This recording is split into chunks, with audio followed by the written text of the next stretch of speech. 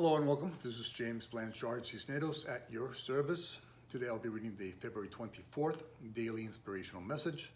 It's a condensed version, 2 paragraphs long.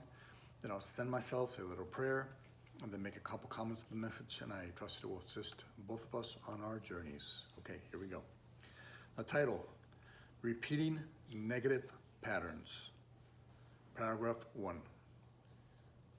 When we repeat what we perceive to be a negative or painful pattern, it is mainly because we have not fully recognized the gift or lesson that it is trying to offer us. If we have yet to realize the gift in any situation, then let us stop and ask ourselves, what is the gift or lesson for me in this pattern? As an expression of God's love, the universe is eternally generous and kind. It will offer us innumerable opportunities to end the self-destructive patterns that we keep repeating. It is in this self-realization where the gift of peace resides. Peace of mind, being an expression of love, is a sign that we have placed our trust in God, perfect love.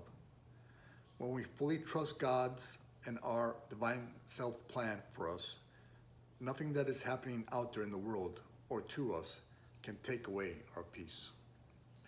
Paragraph 2. Today, when you catch yourself repeating a pattern that you do not want, consider trying these 5 things. First, trust that because God is love in all, every moment of your experience is being used with your good in mind. Second, recall that to let go of this negative pattern, you must do so through love's tools, such as forgiveness and compassion, not the ego's judgment and resentment. Third, remember that forgiveness is an expression of love. Offer it to yourself and to all others involved in that pattern. Fourth, anytime the ego urges you to judge and be resentful, instead choose to forgive and free yourself from a pattern you no longer want. Fifth, offer gratitude as an expression of love. Thank all those who volunteered to be a part of a process that helped you awaken.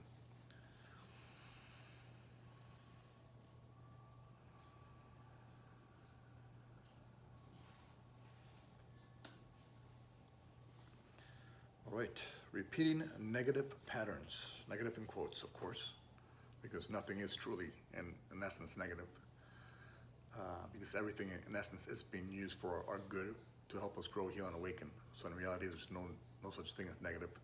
But if we define it through the ego's definitions and programming, yes, we can experience negativity or negative things happening to us. Well, as you probably know, one of my favorite books is A Course in Miracles. And one of the lessons is all things are lessons God would have me learn. And so every pattern in your life, there's some value to it, no matter how negative the ego says that it is, or how painful or punishing the ego says it is, there's something there for us. And so when that happens, let us first practice catching ourselves when we're in that pattern. That's the first thing. If you don't catch yourself being in that pattern, you're bound to repeat it.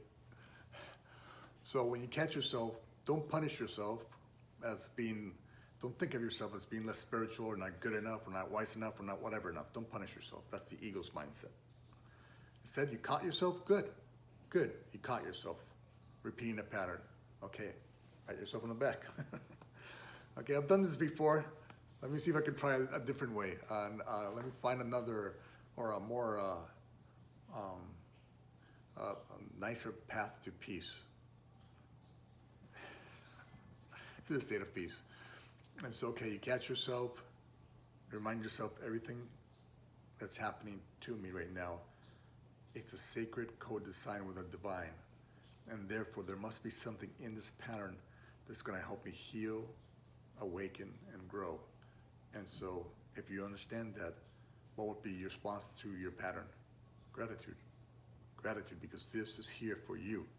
This is not happening to you. It's happening for you. So you can awaken, so you can heal, so you can let go of those patterns and move in love's direction. And pattern will end once the lesson is learned. And so, because we don't believe in the idea of time, it doesn't matter how long you think the ego thinks it should take. It's just going to take however long it takes for you to let go of the pattern. And you're going to need to do so through love's tools.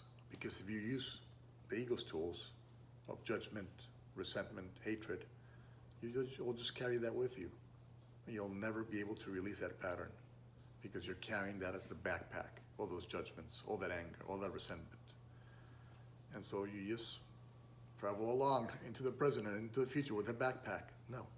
You release that pattern through forgiveness, through compassion, through understanding. That's not saying to be a doormat or anything. It's just you do so with love.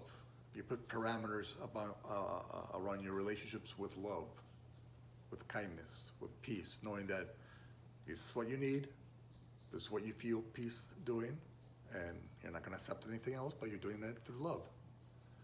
And if X or Y individual does not adhere to that, then see you later.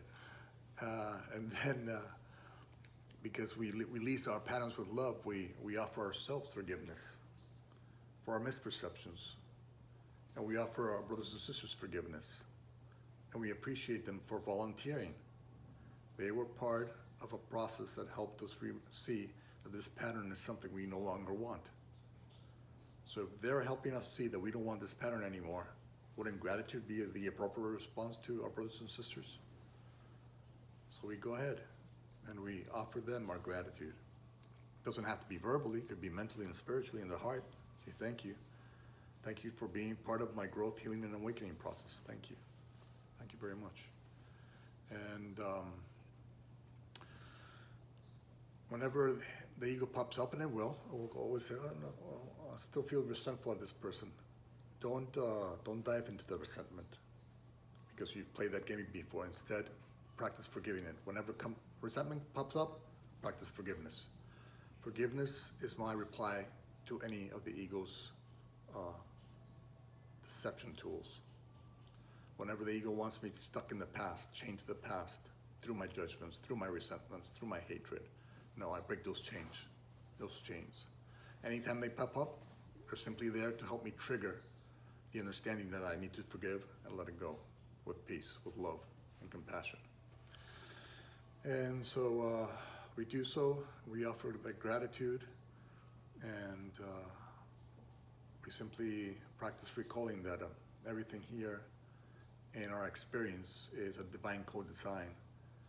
And so there must be something to this process that is occurring to help me become the light of the world that God created me to be.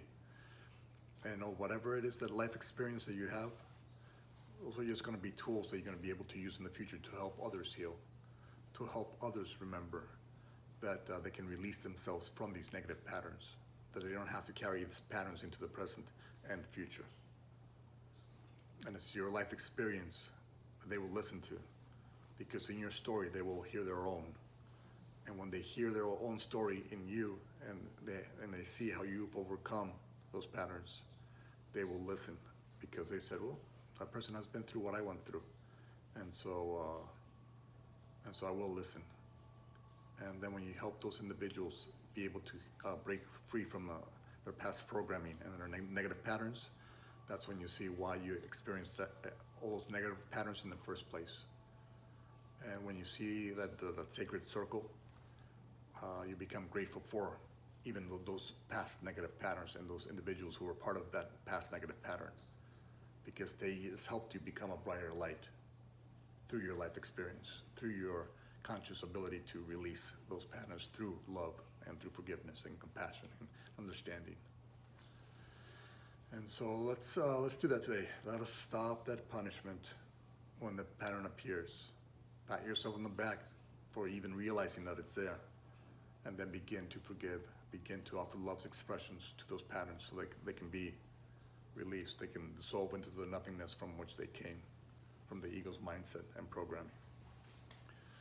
And then, of course, we usually end with gratitude and being grateful to our brothers and sisters for being a part of our awakening process.